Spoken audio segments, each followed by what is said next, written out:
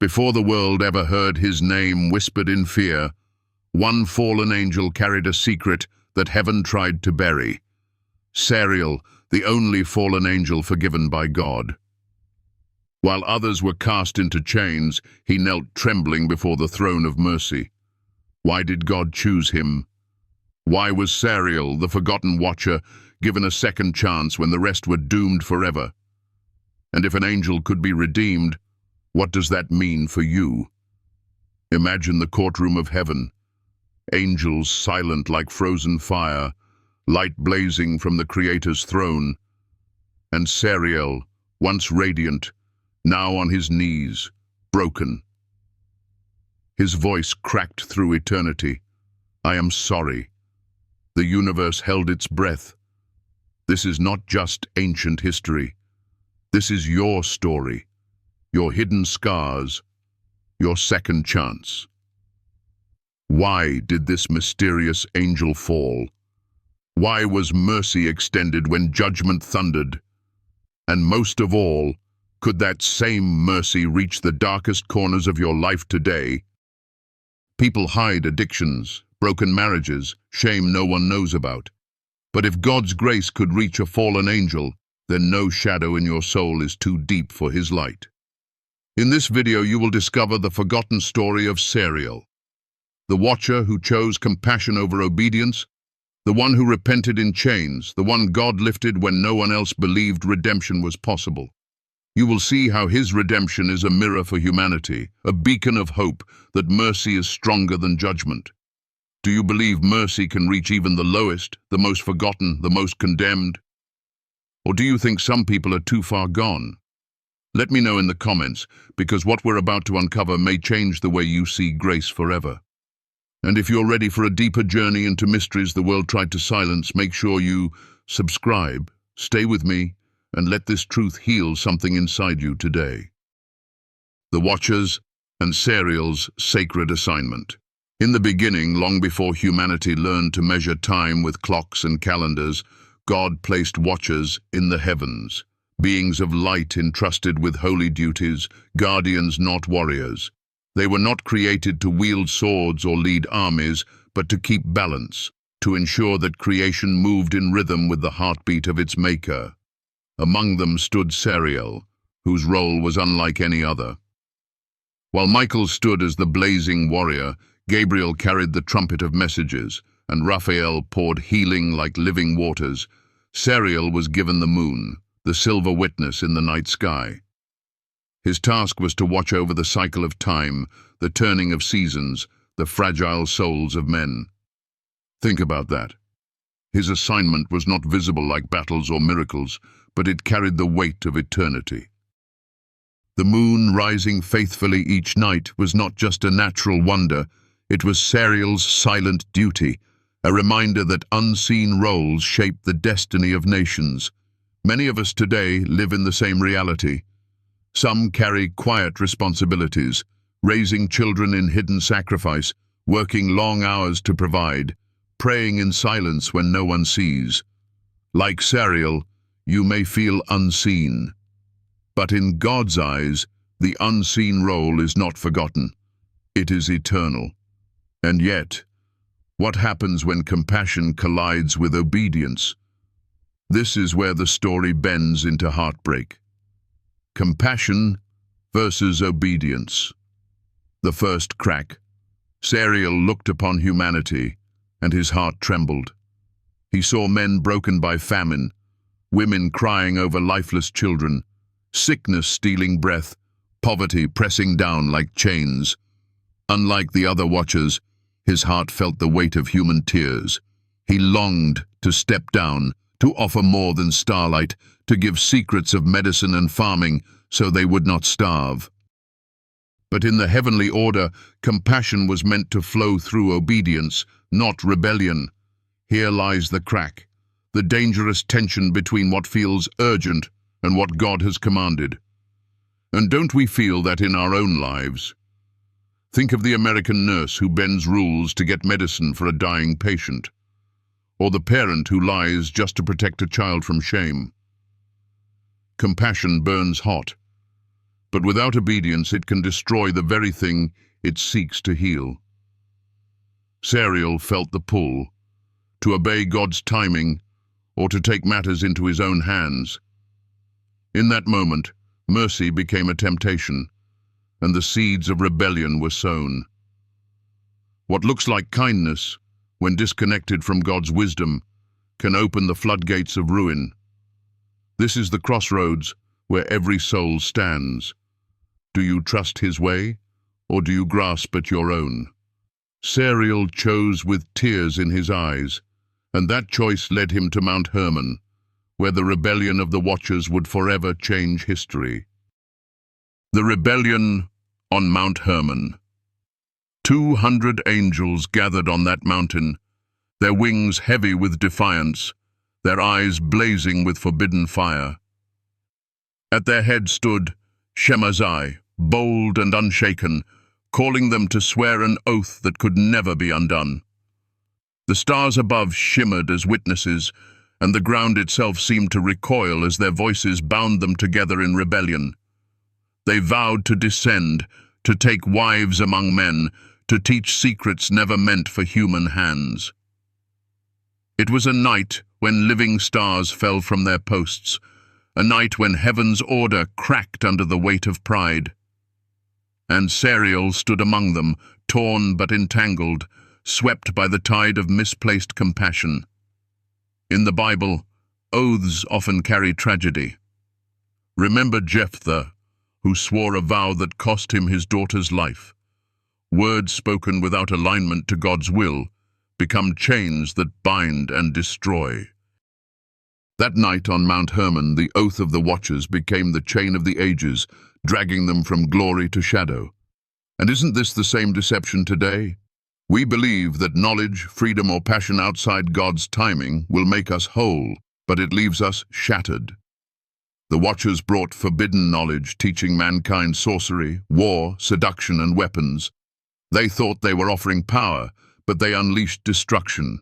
Knowledge without God becomes a weapon. Just as nuclear energy can light up a city or burn it to ash, just as artificial intelligence can heal or enslave, wisdom apart from the Creator always collapses into curse. Sariel knew this truth too late. What began as compassion turned into rebellion. What began as the desire to heal turned into a wound across generations. The fall of the Watchers was not only about lust or pride, it was about hearts that forgot to trust God's timing. And here lies the haunting question for every soul listening now. How often do we trade obedience for shortcuts, believing we are helping, when in truth we are opening doors that should stay closed? Yet even in rebellion, even in the deepest fall, the story of Sariel whispers hope. For though he joined the descent, though he tasted the chains of darkness, he would one day discover the mystery that mercy is stronger than judgment. And that truth is where this journey leads us next. The gift turned curse. Knowledge without God. When the Watchers descended, they brought with them treasures they believed would liberate mankind. Sariel revealed secrets of the heavens, how the stars moved, how the moon's cycles marked time, how herbs could heal and farming could flourish. On the surface it was beautiful. To the eyes of the desperate it looked like salvation. But here lies the deception. Knowledge without God is not a gift. It is a curse. Other Watchers taught men how to forge weapons, how to wage war, how to manipulate spirits with enchantments. What was meant to bless became a fire that consumed. Imagine a child given the keys to a nuclear arsenal. Power without maturity becomes destruction. Isn't that what we see today?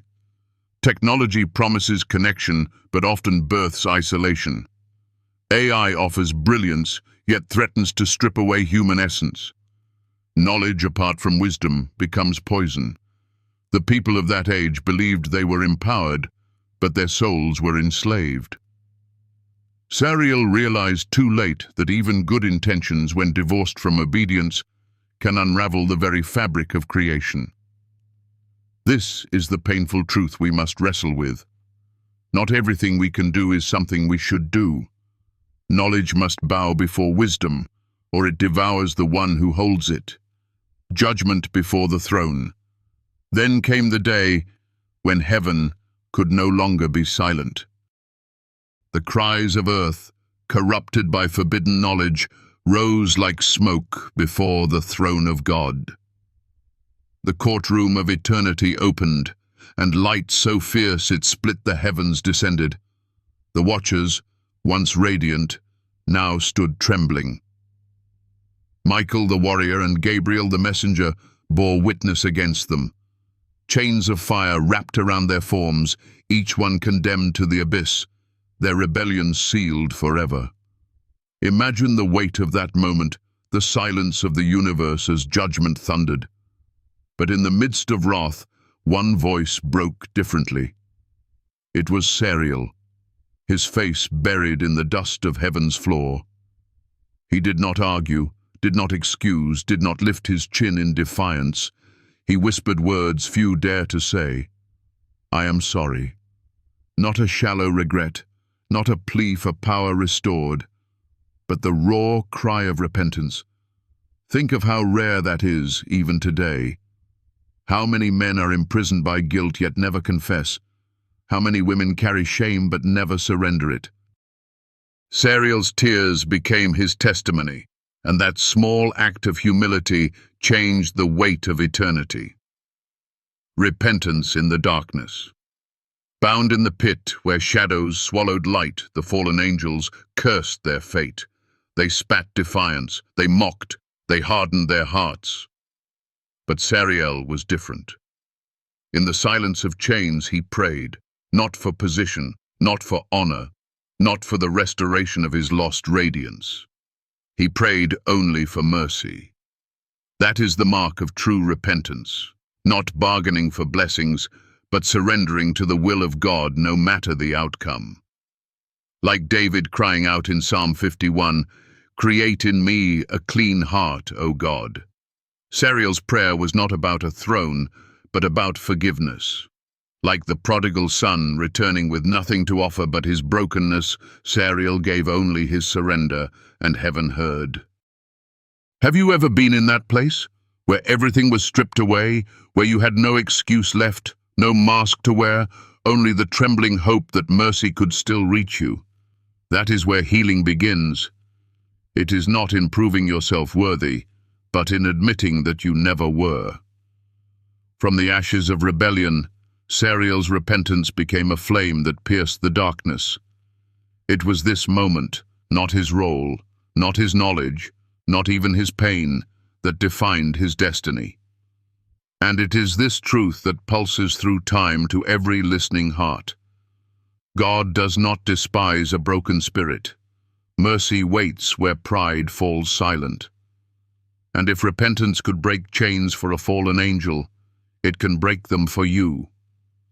From this silence of the pit, the story turns toward an even greater miracle, the unimaginable moment when mercy itself descends to do the unthinkable.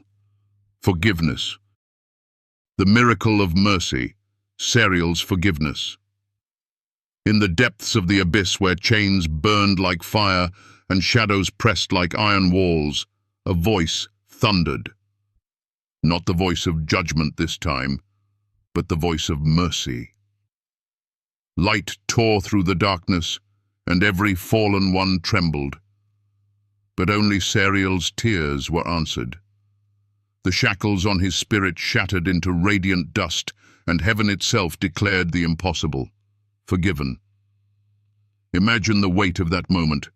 One who had fallen as far as the stars could fall, suddenly lifted by grace. And the words of God rang like a song. You are not worthy, but my mercy makes you so. This is the mystery that changes everything. No one deserves forgiveness. Not Sariel. Not Paul, who once hunted Christians.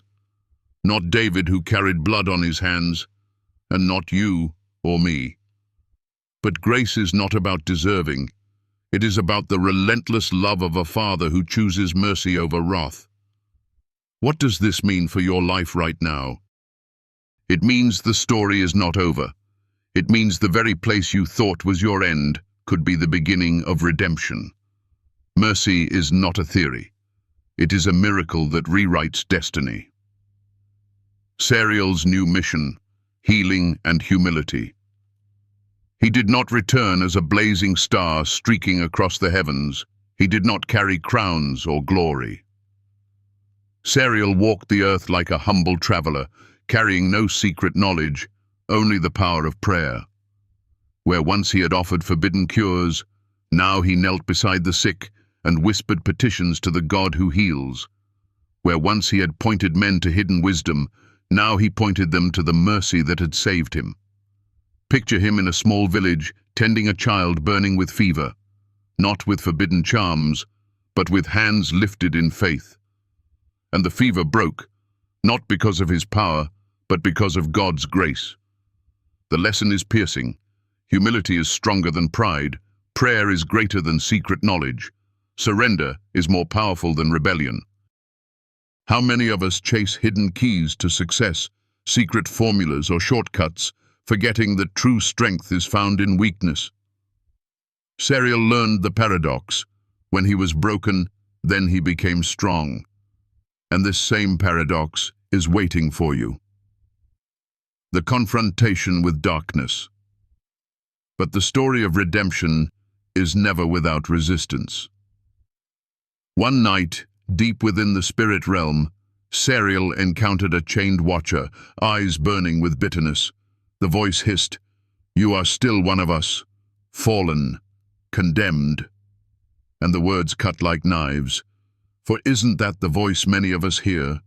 You will never change. You will always be broken. You are too far gone. Sariel stood silent, then lifted his head. "Yes, I fell," he said.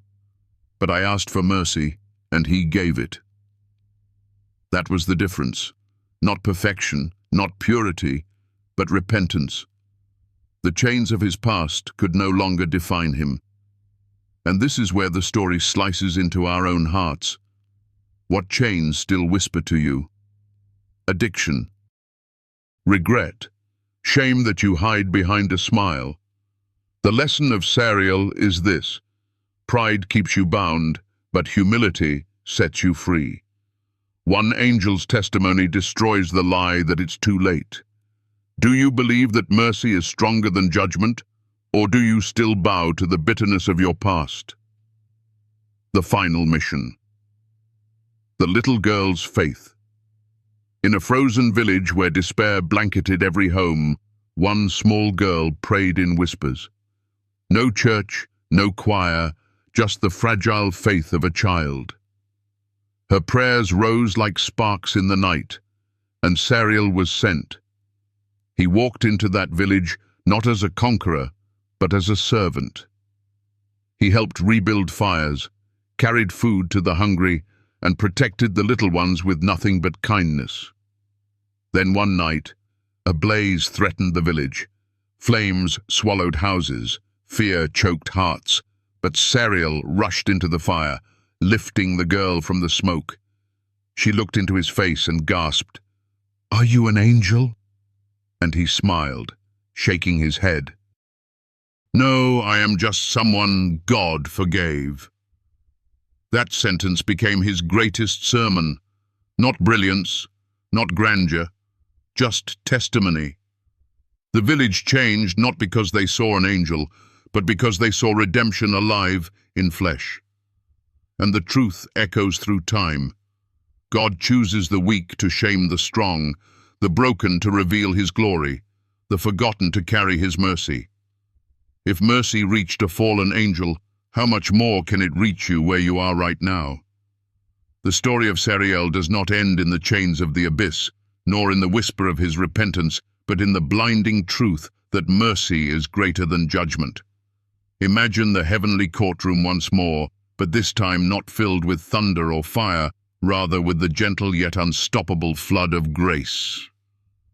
In that moment, one fallen angel, who had tasted rebellion and felt the crushing weight of regret, rose to stand again, not because of his strength, not because of his worthiness, but because God spoke forgiveness.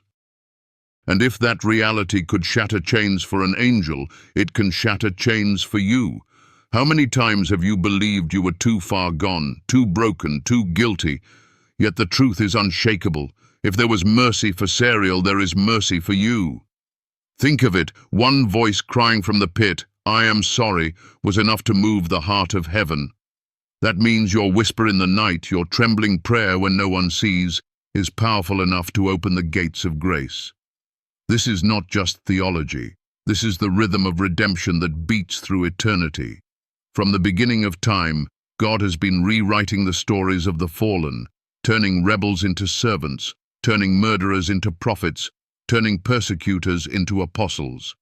Sariel is not an isolated tale, but a mirror held up to your life.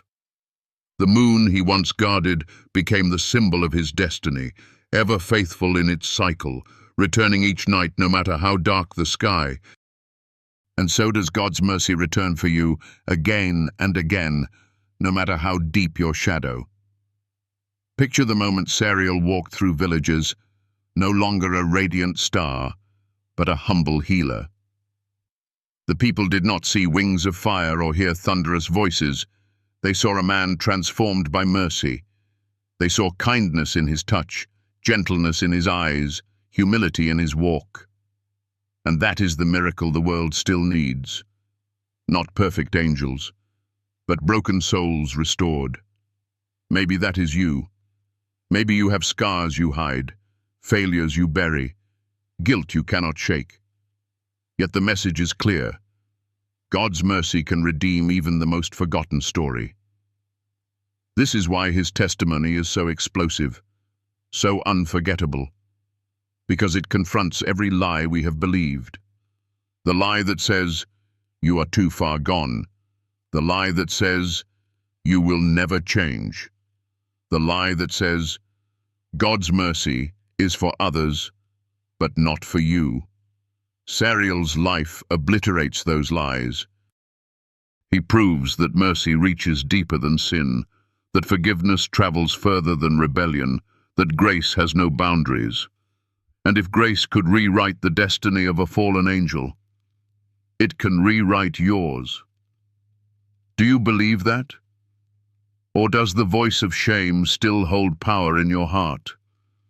That is the question I want you to wrestle with, and I invite you to share your thoughts in the comments. Do you think there are some people beyond redemption, or is mercy truly limitless? We live in a world addicted to judgment, quick to cancel, quick to condemn. But the story of Sariel is heaven's protest against that spirit. It reminds us that God is not finished with the broken, the lost, the outcast. It calls us to look at ourselves differently, to stop seeing only the dirt of our failures and start seeing the possibility of redemption. Every breath you take is proof that your story isn't over. Every sunrise is God whispering, "There is still time."